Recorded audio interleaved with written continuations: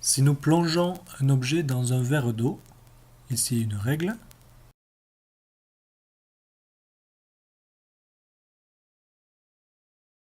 on a l'impression qu'elle a été coupée.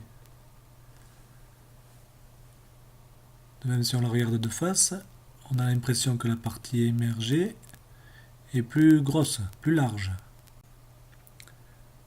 Ceci est dû à une différence de vitesse de propagation de la lumière dans l'eau et dans l'air. Pour rappel, la célérité de la lumière dans le vide, qui est à peu près la même que dans l'air, est égale à 300 000 km par seconde. En revanche, dans un autre milieu, comme l'eau, la vitesse sera toujours inférieure à la célérité, c. Donc inférieure à 300 000 km par seconde. Pour traduire ceci, on utilise l'indice de réfraction. L'on va noter n, et qui sera le rapport entre la célérité et la vitesse dans le milieu étudié. Donc l'indice de réfraction d'un milieu est égal à la célérité, c, divisé par la vitesse de la lumière dans le milieu étudié.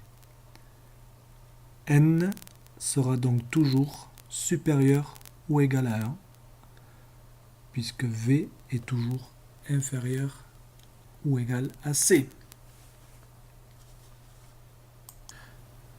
La lumière va traverser deux milieux transparents différents, donc le milieu 1 d'indice N1, et va se propager dans le milieu transparent 2 d'indice N2. La surface de séparation entre les deux milieux est appelée le dioptre. Un rayon incident frappe donc ce dioptre. À l'endroit, au point d'incidence, on va pouvoir tracer la normale et donc mesurer l'angle d'incidence. Ici, par rapport à la normale. Donc I égale, dans ce cas-là, 61 degrés. Ce qu'il va se passer à cet endroit-là, au point d'incidence, quand la lumière va pénétrer dans le milieu transparent 2, c'est que le rayon ne va pas continuer tout droit, il va être réfracté, c'est-à-dire qu'il va changer de direction. Voici ici le rayon réfracté, et nous constatons que l'angle de réfraction, toujours mesuré par rapport à la normale, l'angle de réfraction est plus faible, dans ce cas-là, que l'angle d'incidence. Si nous changeons l'angle d'incidence,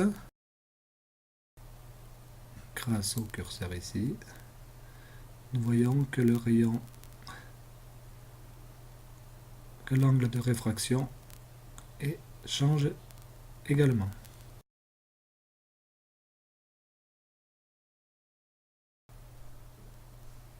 On peut calculer cet angle de réfraction grâce à la loi de la réfraction, c'est-à-dire la relation qui lie l'angle d'incidence et l'angle de réfraction.